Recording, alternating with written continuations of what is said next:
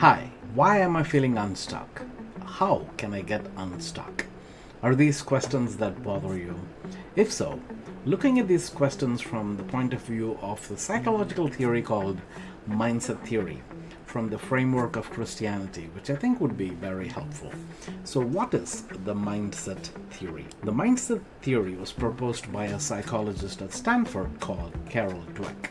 She wrote a book called The Mindset, in which she talks about this. So, what is a mindset? A mindset is a set of beliefs which color the way we look at life, the way we face failure, and the way we take actions in response to that. And she says people often have two different types of mindset. The first one is what she calls the growth mindset. And this is where in which people think that they can grow. If they make a mistake, they can learn and grow. Just like a plant grows and matures and becomes big, these people, she says, have what's called the growth mindset. And at the other end of the spectrum, there are people who she calls have the fixed mindset. And these people are like a stone. They don't change, they don't expect growth. So people who have the fixed mindset often think their innate abilities are what they are and they cannot change their abilities. This growth mindset idea reminds me of the parable of the sower that Jesus talks about in Matthew, Mark, and Luke, where what is valued is the ability to grow and change and bear fruit. So how can we get into this growth mindset? The way to get into this growth mindset is by approaching ourselves, our life, and even our failures from a point of view of curiosity instead of judgment. Carol Dweck says this approach of curiosity is very important, especially when we fail. And this is something we see in the life of David, where anytime he makes a mistake, he approaches his mistake from a point of view of curiosity.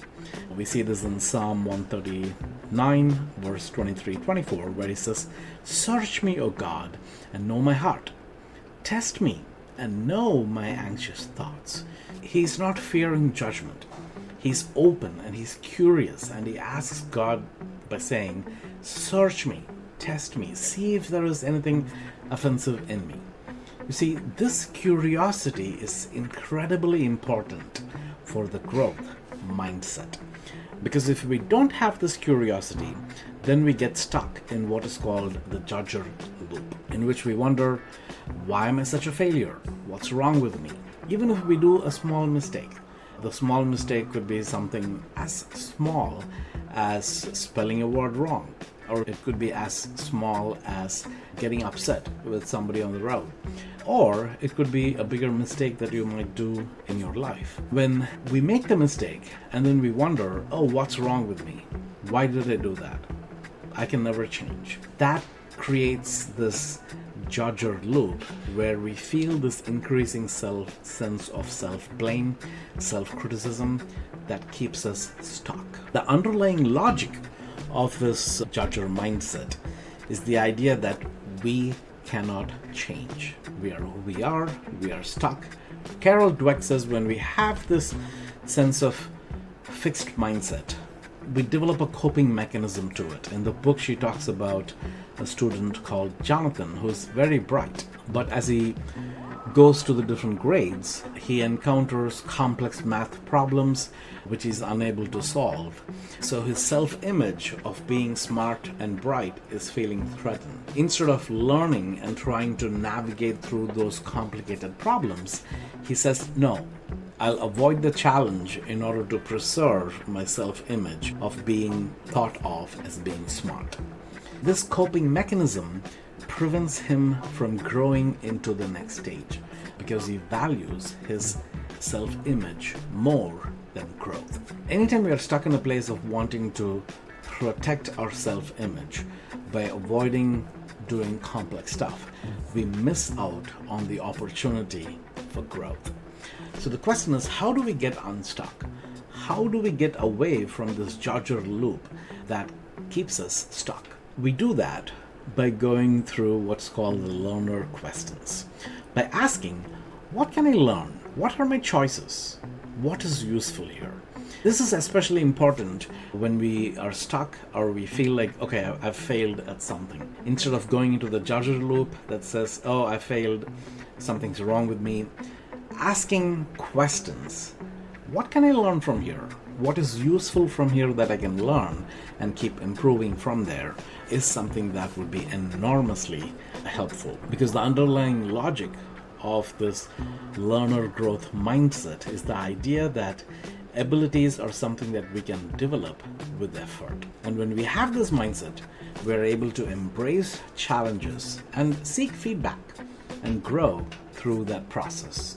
In the book, she actually talks about Michael Jordan, who was rejected from his varsity team. Instead of taking that rejection from a judger mindset of, I did something wrong, so they don't like me, he put his effort into learning. He put his effort into practice, and he embraced the challenge, eventually becoming who he became, the legend Michael Jordan. So that's where approaching our failures from a growth and learner mindset is very important. And this is not just about just seeking success in life. This is actually about our sanctification. Because you see, in Psalm 139, David just doesn't say, search me and know me so that I can be successful. He says, so that you can lead me in a way that is everlasting. So that desire to want to grow and be led into everlasting life is the desire for sanctification. So that's where the sense of curiosity and learning is not just about being successful in life, it is ultimately about our sanctification. And this sanctification comes in a process where it's not about judging, it is about curiosity, and at the same time it is also about correction. Because sometimes we do certain things wrong and we need to learn and improve and correct and change in the process. Curiosity is not just about accepting all mistakes as they are. Curiosity is about being curious about what is going on so that we can learn and improve and change in that process. So it is a shift in the tone of how the correction happens. Instead of asking, why did I fail again? Instead, we ask, okay, what did I learn? And what might grace meeting us in this space look like? A great example of this is in John chapter 21, where Jesus, who's resurrected, meets with his disciples on the Sea of Galilee. This happens actually after Jesus' resurrection in John chapter 20. In John chapter 20, Jesus is resurrected. He's met with the disciples and he says, I am sending you out to be my disciples, right? After getting this mandate, the disciples decide to not follow what Jesus was saying, but go back into fishing, which is what they knew. Jesus, instead of telling them what you did is wrong, he meets them and just asks questions. He says, friends, have you any fish? The disciples had worked all night and caught no fish. And then Jesus says, throw the net to the right and see what happens. And when they do that, they catch fish. And when that happens, Peter immediately recognizes this is the Lord, because he remembers where he first met Jesus when he did the first miracle of catching fish.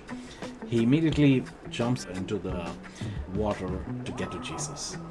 And when he comes to Jesus, even there, Jesus doesn't judge him. All he asks him is, he has some fish for them to eat, and after they've eaten, he asks Simon, son of John, do you love me more than these? Yes, Lord, he replies, and then he says, feed my sheep. So this is Simon meeting Jesus after he denied Jesus before he went to the cross.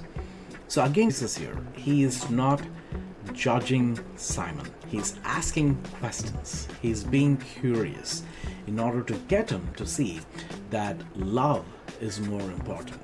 Love of God and love of the people that God has put in our lives. So that's the key point that Jesus is getting at by asking these curious questions.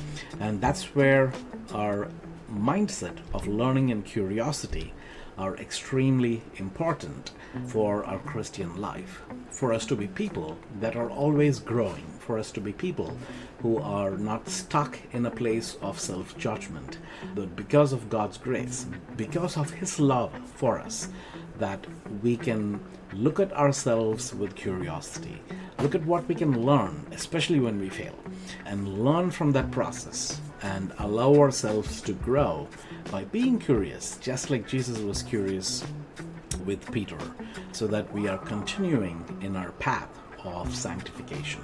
I'll do a few more videos where I will expound on this concept of what does it mean for us to have this growth mindset as Christians, to continue on this process of sanctification.